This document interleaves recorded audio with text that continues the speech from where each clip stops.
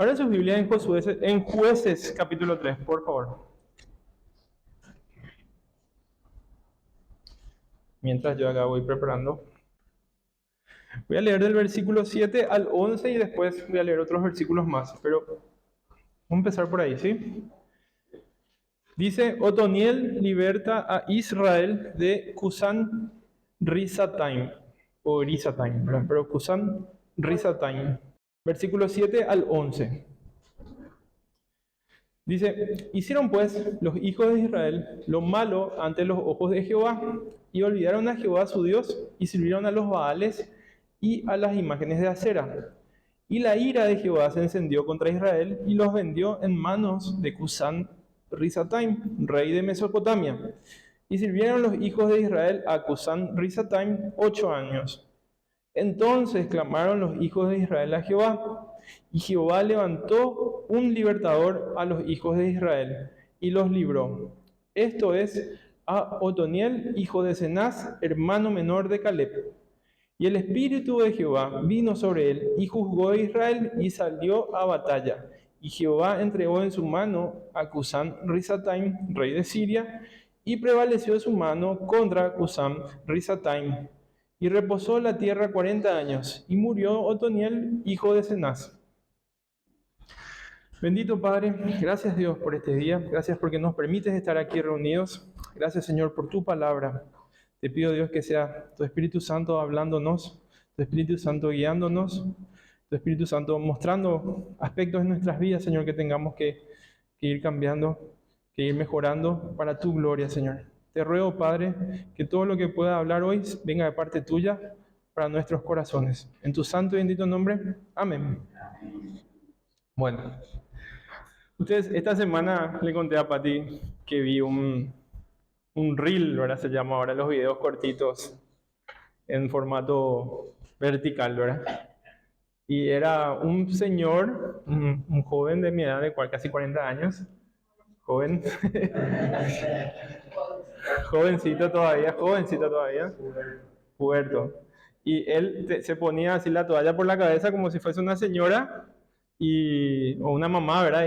Y se iba y se iba a la pieza de sus hijos y decía, ¿cómo van a dejar todos los juguetes tirados? Y de fondo sonaba Arjona, ¿verdad? Y decía, señora, ¿verdad? Y ahí él se acordaba que eso mismo le decía a su mamá. Y él se estaba convirtiendo en eso que su mamá. Y después, ¿por qué dejan la ropa sucia acá? Señora, sonaba de fondo.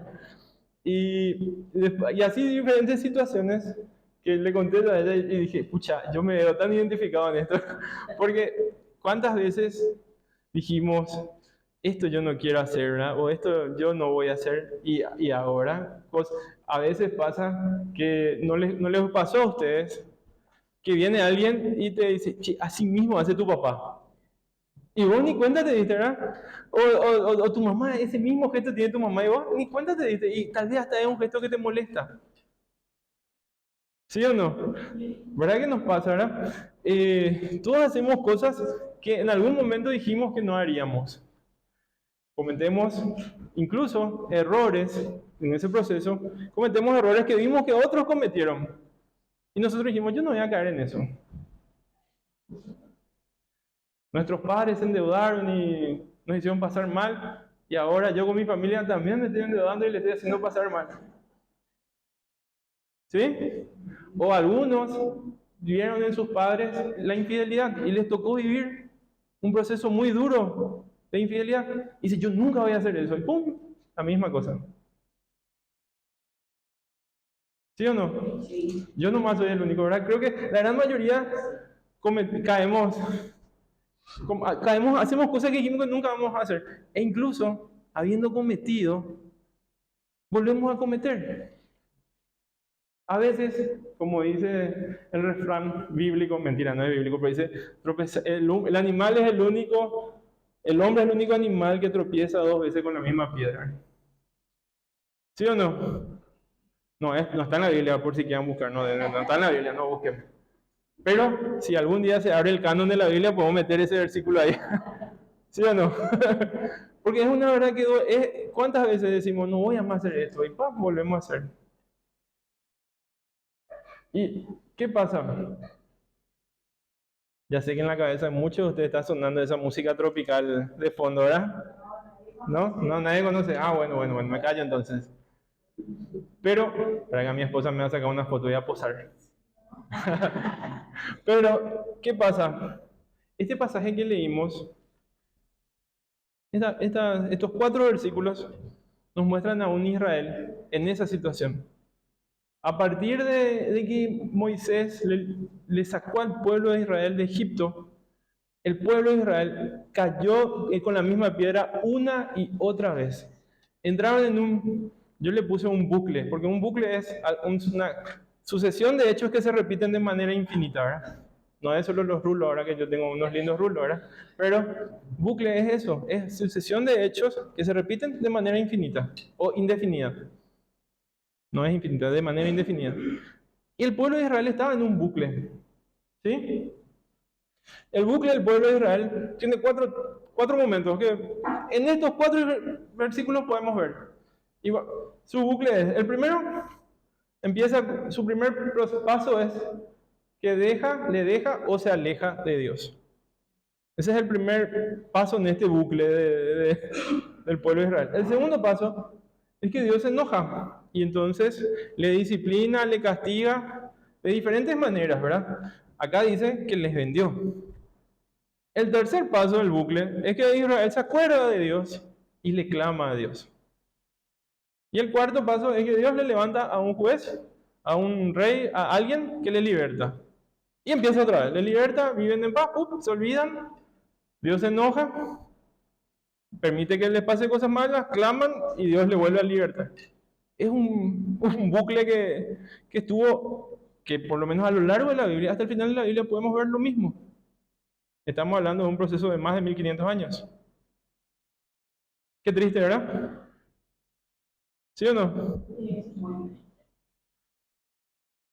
Pero ¿acaso nosotros no hacemos lo mismo? Ese es el gran problema, dice el pastor, ¿verdad? Vamos a ver algunos detalles de cómo entra, cómo opera este bucle, ¿sí? ¿Para qué? Para que nosotros podamos identificar nuestras vidas y podamos, que el Espíritu Santo nos pueda guiar a abrir los ojos, o como dice la palabra, a que caigan los velos ante nosotros. Amén. Empezamos con el versículo 7. Dice, hicieron pues lo malo ante los ojos. Hicieron pues los hijos de Israel lo malo ante los ojos de Jehová. Y acá está el primer punto. ¿Qué dice? Hicieron lo malo ante quién? Ante los ojos de Jehová. No es, ay, sí, yo digo que eso está bien. No, Dios ya dijo que es lo que está mal. Pero nosotros hoy vivimos en un mundo tan relativista, donde si yo esto me hace sentir bien, está bien. Si yo soy feliz y no le ofendo a nadie con mi novia, puedo tener relaciones sexuales con mi novia antes del matrimonio. Si yo estoy tranquilo y mi esposa no se entera, yo puedo engañarle a mi esposa sin que nadie se entere. Si yo puedo emborracharme porque me hace sentir bien. Si hoy siento que tengo suerte, puedo apostar en apostarla porque sé que Olimpia va a ganar hoy. Y hay, ¿verdad? Hay pequeñas cositas que nos parecen güey, ¿sí? Nos parecen güey, pero a los ojos de Dios está mal. Voy a citar yo como ejemplo, porque usted estaba pensando en eso en esta semana me saltaron fotos antiguas con mi señora en Facebook. Y pensé nomás yo, híjole, ¿cómo habrá sido que Patty, mi esposa hoy en día, le dijo a mi suegra, me gusta tal muchacho, estoy empezando a hablar, le habrá dicho, es un tipo, no sé, alto, churro, bueno, se va a la iglesia, ¿sí? Sacó mi currículum, pero no le dijo, tiene pelo largo, usarito y tiene tatuaje, ¿verdad? O sea, tipo, ¿cómo compensa? Es la otra cara de la misma moneda. Pensando bien, estamos en la misma hoy, amor. Pero, ¿qué pasa? Todos vemos lo bueno que queremos ver de algo, ¿sí o no? No le vemos, muchas veces hacemos la vista, miramos, le hacemos vista gorda a situaciones, a hechos de algo que nos gusta. Y nos parece que está bien entonces. Si nos gusta, nos parece que está bien, porque a mí no me hace mal ni a nadie no le estoy ofendiendo. ¿Y Dios? Porque acá empieza así, empiezan a relativizar las cosas. ¿Me están siguiendo? Ay, un préstamo más nomás es. Ay, uy, no me voy a ir nomás a la iglesia por esto. Justo vino mi pariente de no sé dónde y no le quise decir que no. Me comprometí a tal cosa, pero llegó tal amigo de visita después de mucho tiempo. Y empezamos. Nos parece que está bien, que no está tan mal. Entonces cuando ya no está tan mal, ya no es malo. Y ahí vamos. Ahí entramos en el bucle. Seguimos en el mismo versículo. Segundo punto. ¿Qué pasa? Cuando empezamos a relativizar lo que es bueno ante los ojos de Dios, pasa lo que dice acá. Y olvidaron a Jehová su Dios. Y no es que se olvidaron de todo tipo de información, que borraron cassette y ya no tenían ni idea de qué era Jehová para ellos. No, dejaron lo que ya hablamos en más de una ocasión. ¿Qué era recordar? Era volver a pasar por el corazón experiencias y hechos que hemos vivido con Dios. ¿Para qué? Para que nosotros es volver a vivir esa sensación de rescate, esa sensación de salvación, esa sensación de auxilio, esa sensación de amor, ese abrazo que Dios nos da, esa mano que nos salvó en algún momento. Dejamos de acordarnos de esas situaciones. A eso se refiere en esto. Y olvidaron, no es que vos venías y le tenías que decir, ¿sabés que hay un Dios que se llama Jehová y que creó los cielos y la tierra? No, ellos sabían muy bien, información tenían. Pero olvidaron lo que Dios hizo por ellos y le sacaron de su corazón. ¿Cuántas veces nosotros nos pasa lo mismo? Vivimos, pedimos un milagro, Dios nos salva de manera milagrosa. En los 2 meses estamos en la misma. Esa es parte del bucle. El primer paso es relativizar. A mí me parece que está bien. Si yo me siento bien y soy feliz así, no le hago mal a nadie, no estoy pecando, Dios no se puede enojar por eso. Empiezo a olvidar de Dios. ¿Y qué termina? ¿Qué dice? El tercer paso tercer ítem de ese primer paso, dice, y sirvieron a los Baales y a las imágenes de acera. Empezaron a servir a otros dioses. Empezamos a reemplazar lo que Dios es para nosotros con otras cosas, con otros dioses, con otros ídolos, mejor que Dios. A veces con, no sé, con el fútbol, con el de pádel, con el truco, con los amigos, con el asado, con los compañeros, no sé. Algo hay que reemplaza ese tiempo o ese espacio de Dios en mi vida. El amigo que siempre me ayuda económicamente, él es mi primer auxilio, ya no es Dios. Díganme algo por lo menos, porque todos me miran con cara de circunstancia. ¿Amén o no amén? Y ¿saben qué? Si empezamos a vivir una vida conforme a lo que a mí me parece bien, vamos sacando a Dios, lo que a Dios le parece que está bien, lo que es la norma de Dios para nosotros.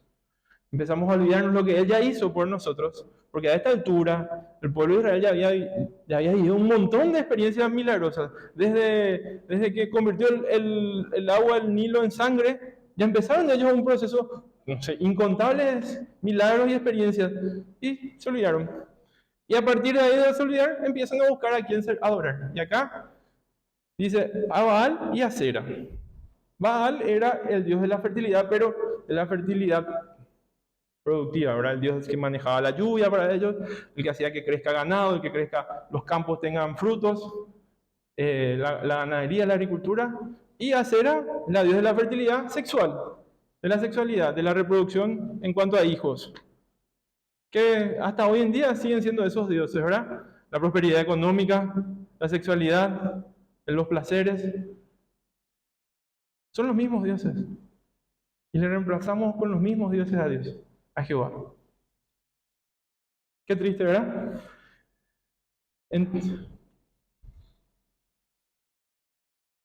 Y veamos más a la pucha. ¿Qué dice después? Versículo 8. Y la ira de Jehová se encendió contra Israel. Y me dicen, pero José, ¿cómo Dios, que es un Dios de amor, un Dios de misericordia, un Dios de gracia, va a tener ira contra su pueblo.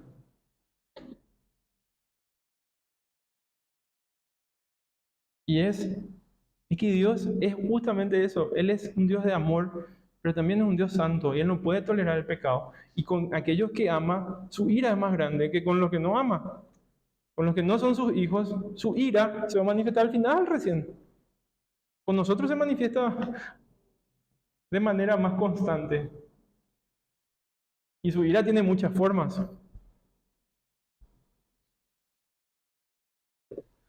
¿Qué pasa? Sabemos que vivimos en la gracia. Gloria a Dios por eso. Pero la gracia no es un cheque en blanco para hacer lo que queramos. La gracia no es un cheque en blanco para estar jugando con la paciencia de Dios. ¿Por qué? Porque ¿qué es lo que dice la Biblia? Que los que ya conocen lo que está bien no pueden alegar desconocimiento.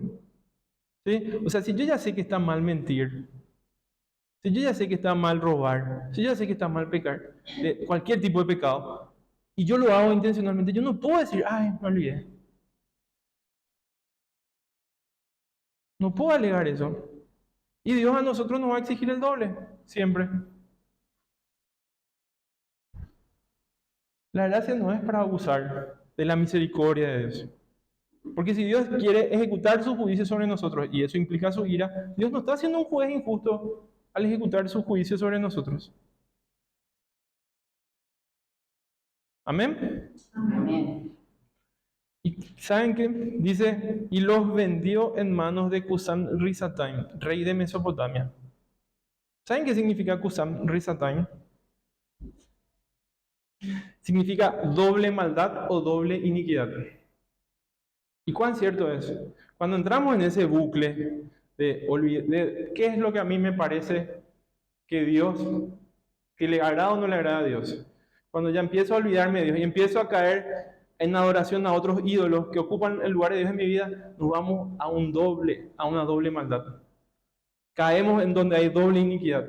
No caemos ahí con los malos más buenitos, entre comillas, ¿verdad? Caemos con lo peor. Y caemos en manos de lo peor. ¿Cuántos de nosotros, cuántos de ustedes, o soy yo el único, que de repente así, ¿cómo llegué acá? Ya cometí este error, ya pateé esta piedra antes, y ahora era más grande la piedra y me duele más todavía. ¿Y cómo puede ser que otra vez vuelva a patear la misma piedra? ¿Me están siguiendo, hermanos? Amén.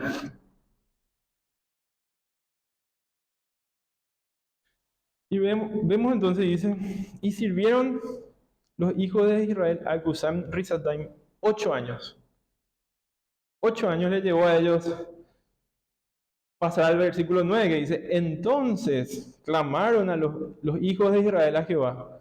Imagínense, 8 años en una situación de estar sometidos a un rey que era doble maldad. Imagínense, 8 años estar subyugados a un reino donde todo era, para ellos era peor. ¿Por qué 8 años? Yo tengo mi teoría acá, ¿verdad? La primera es que siempre buscamos culpables afuera y no adentro, ¿verdad? Primero es, no sé, la culpa de mis padres no me dieron todas las oportunidades que yo merecía. Después la culpa de mis vecinos o de la sociedad. O la culpa de, no sé, del gobierno. La culpa de mi amigo que me jodió. Pero después recién es mi culpa. Último soy yo en recibir en apuntar el dedo hacia mí. Siempre estamos apuntando hacia atrás, hacia otro, hacia afuera primero. 8 años dice que le llevó. Si nos vamos al siguiente versículo, dice, vamos a pasar a la siguiente historia, versículo 12 en adelante, dice, ¿cómo empieza? Volvieron los hijos de Israel a hacer lo malo ante los ojos de Jehová. O sea, entraron otra vez en el bucle ellos. Pero esta vez ya dice, versículo 14, y sirvieron los hijos de Israel a Eglón, rey de los Moabitas, 18 años. Más tiempo todavía. ¿Se olvidaron? Más tiempo. 8 años ya es mucho, 18. Después hay otro caso, 20. Después vuelve otra vez a 8. Así, como que depende de la generación que les tocaba ahora. Pero ¿por qué tardamos tanto si ya le conocían a Dios? ¿Por qué tardamos tanto? Y acá yo, como dije, mi teoría es el orgullo. Primero buscamos los culpables afuera. Primero buscamos los culpables alrededor. Hoy me va mal económicamente. No, es porque mi jefe me descontó mi sueldo. Es porque me chocó un borracho y yo tuve que pagar todo. Eh, Cualquier excusa buscamos y le culpamos al de afuera. Nunca vemos lo mal que estamos nosotros. Nunca buscamos buscamos inspeccionarnos a nosotros qué es lo que nosotros hacemos mal. O si lo hacemos, esperamos mucho tiempo. Todos tienen la culpa, menos nosotros. ¿Me están siguiendo? Pero, hermanos, podemos salir nosotros de este bucle. No tenemos por qué entrar y vivir así como ellos. Tropezamos con la misma piedra varias veces. Cometimos errores que otros cometieron y dijimos que nunca lo íbamos a hacer. Hacemos cosas que no queríamos hacer. Tal vez no sea un error o un pecado, pero hacemos cosas que no queríamos, no pensábamos que no lo íbamos a hacer, pero lo hacemos. ¿Y cuál es el primer paso? Acá vemos en el versículo 10 dice, y el Espíritu de Jehová vino sobre él, está hablando de Otoniel, y juzgó a Israel. Y después recién dice, y salió a batalla, y Jehová entregó en su mano a Cusán-Rataim, rey de Siria. Hay un paso acá. Primero el Espíritu viene y nos juzga. Tiene que haber en nosotros esa conciencia de pecado.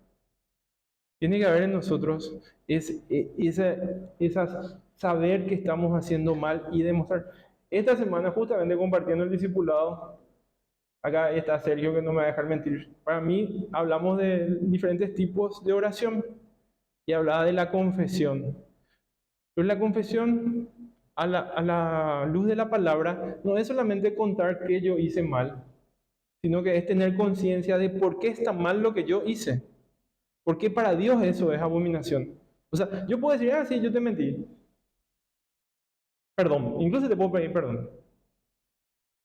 ¿Siento realmente arrepentimiento de haber mentido? No.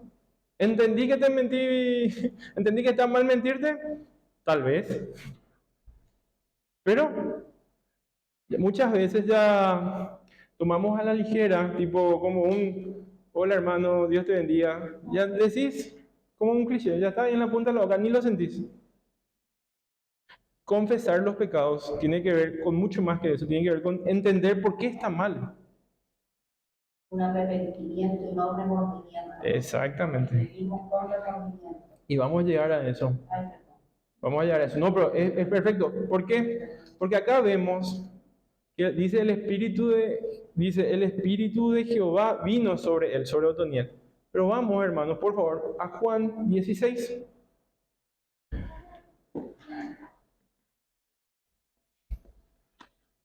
Juan 16. Y es importante, ¿cómo llegamos a Juan 16? Más o menos en el capítulo 14, creo que ya, si no es antes, Jesús tiene una larga conversación con sus discípulos. Versículo 13 dice, Jesús lava los pies de sus discípulos y ahí empieza. El primero anuncia la negación de Pedro, después viene la promesa del Espíritu Santo y la parábola de que Él es la vid verdadera. En el capítulo 15 les da el contexto, le dice, el mundo le va a aborrecer. Pero acá viene versículo 16, que es algo que, capítulo 16, versículo 8.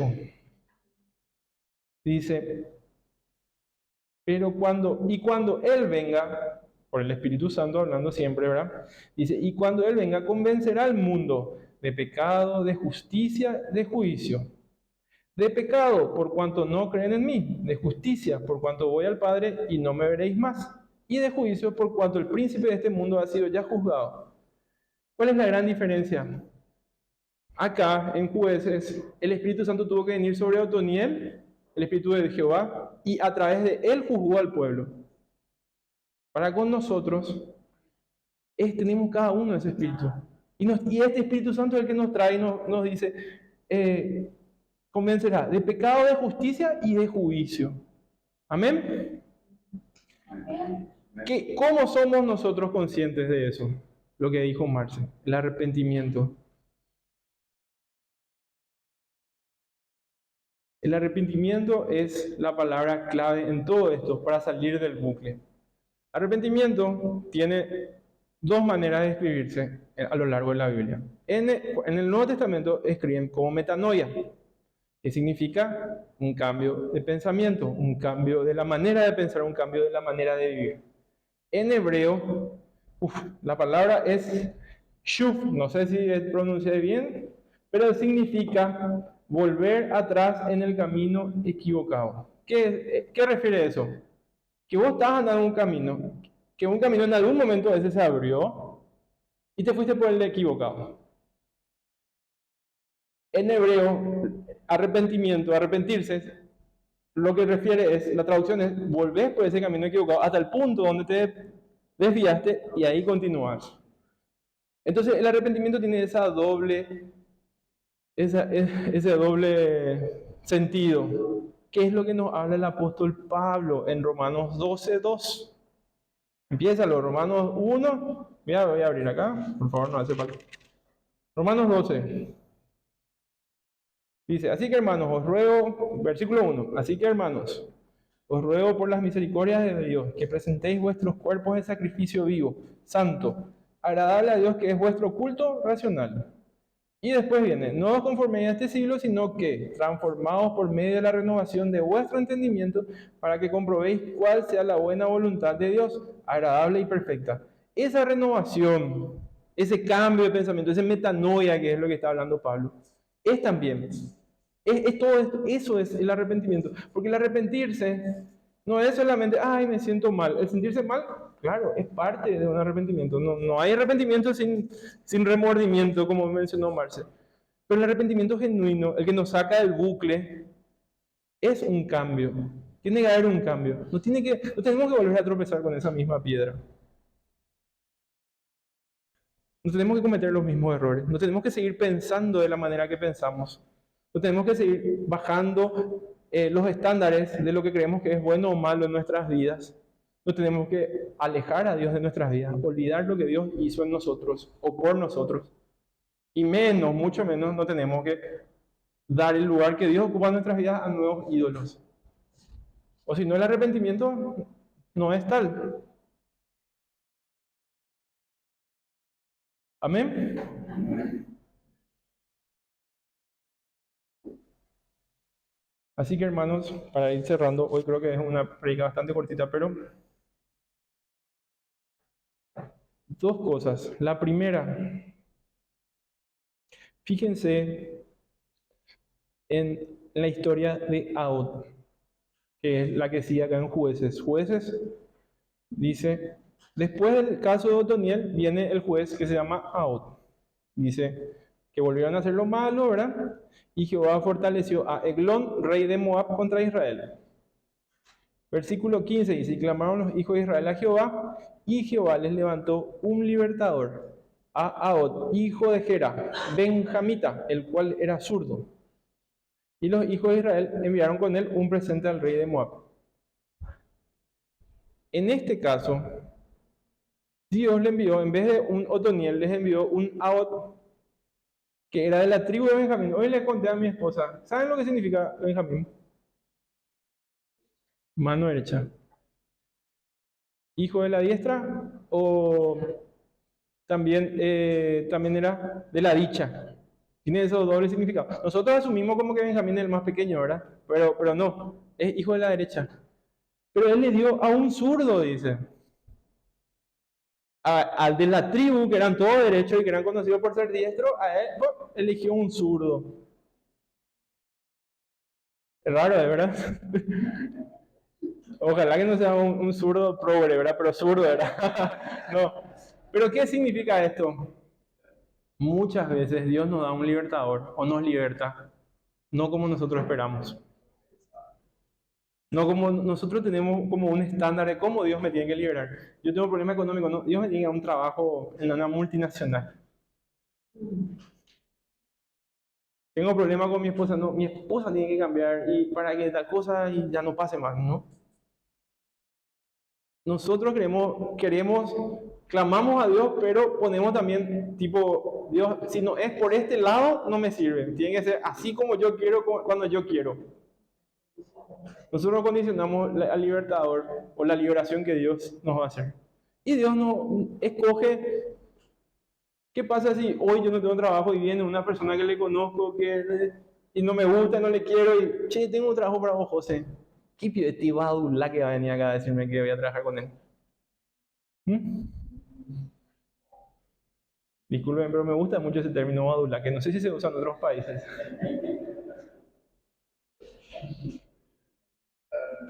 Pero bueno, o estás orando por una esposa y te envía a una esposa que no es la que vos encaja en tus estándares.